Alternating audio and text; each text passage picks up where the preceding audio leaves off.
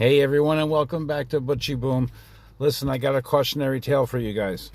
So I found out when you do an oil change, or this car has been sitting for a while, the oil has a tendency to drain away from the timing chain and even the oil filter itself. Here, let me show you under the hood real quick. Hold on. So look right here. This is the oil filter for the car. Okay? So with that, keep that in mind, and I am going to go back inside. Hang on. Yeah, so gravity can be a nasty booger here with this car. Apparently these engines are prone to this. So much so that Subaru has built in a actual feature that you can do to prime the engine. Pretty much, apparently, so when the car's been sitting for a while, when you start it up, you hear the slapping of the timing chain on the engine cover. Pretty much is what you're hearing.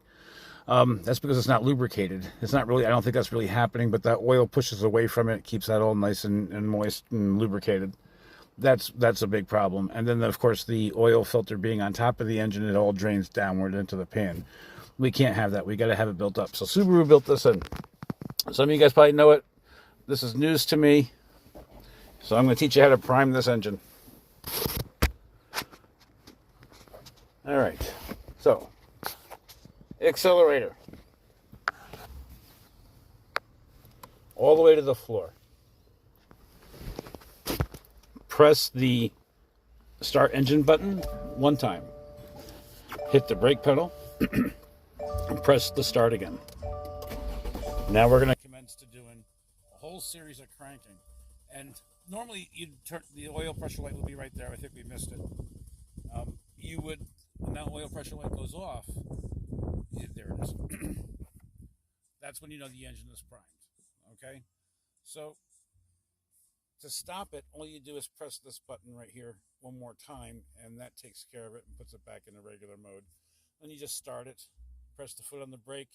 All right, so you press the button, put your foot on the brake, and let me show you again.